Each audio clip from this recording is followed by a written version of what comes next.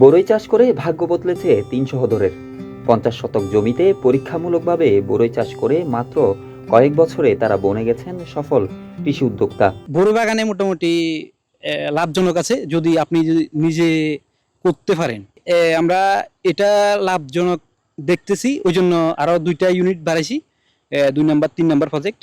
চট্টগ্রামের মীরসরাই উপজেলার জোরারগঞ্জ ইউনিয়নের মধ্যম সোনাপাহাড় গ্রামের এই বরই বাগান যেন ভাগ্য খুলে দিয়েছে কলেজ পড়ুয়া ৩ ভাইয়ের।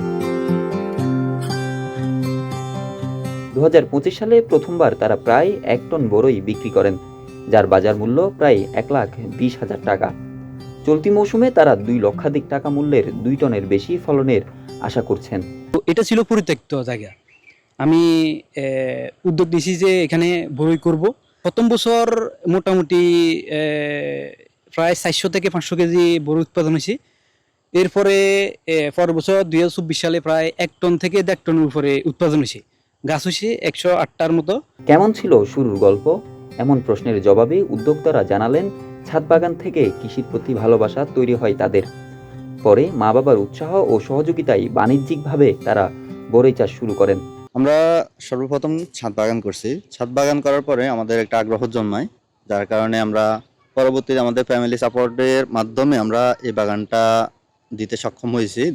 আমাদের বড়িগুলো হচ্ছে যে অনেক মিষ্টি। এগুলো হচ্ছে মিষ্টি অস্ট্রেলিয়ান বল সুন্দরী, আর ওইটা হচ্ছে টক মিষ্টি, আর একটা হচ্ছে ভারত সুন্দরী, যেটা ওইটাও মিষ্টি আছে। নিজেদের প্রাথমিক সাফল্যতেই থেমে থাকেননি ৩ ভাই। পরবর্তীতে আরও ৭০ শতক জমি নিয়ে সম্প্রসারণ করেন বাগান। বর্তমানে ১২০ শতক জমিতে ৫ শতাধিক বরই গাছে ফল ধরেছে। বাগানে রয়েছে ৭ প্রজাতির বরই। এর মধ্যে অস্ট্রেলিয়ান বলসুন্দরী, চাইনা টক মিষ্টি, কাশ্মীরি রেড আপেল ও ১২ মাসি বরই। পড়াশোনার পাশাপাশি নিজেরাই বাগানের সব কাজ সামলান তারা।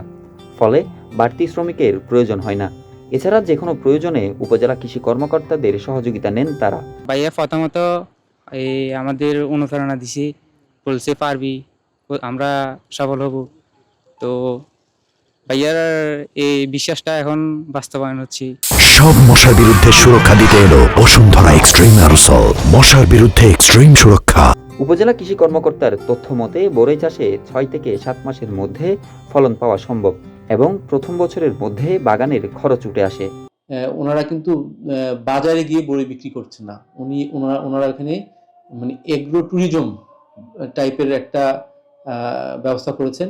ওখানে কৃষক, ওখানে যারা ক্রেতা, তারা একবার যদি ওই বাগানে বড়ই কিনে খায়, তাহলে এই ক্রেতা আরও পরবর্তীতে এবং অন্যান্য লোকজনকে নিয়ে ওনার ওখানে যাচ্ছে এবং সবাই নিজ হাতে পেরে এই সুমিষ্ট বড়ইগুলো নিয়ে যাচ্ছে। ওনার দেখা দেখে আমার মনে হয় আরও আবারটা বৃদ্ধি পাবে। বরই আবাদে ৩ ভাইয়ের এই সাফল্য অনুপ্রাণিত করছে আশেপাশের তরুণ ও কৃষকদের।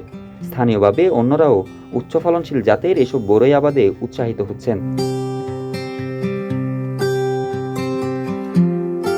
মীরসরাই থেকে এম আনোয়ার হোসেনের পাঠানো তথ্যচিত্রে হোসাইন কামরুল, কালের কণ্ঠ, চট্টগ্রাম।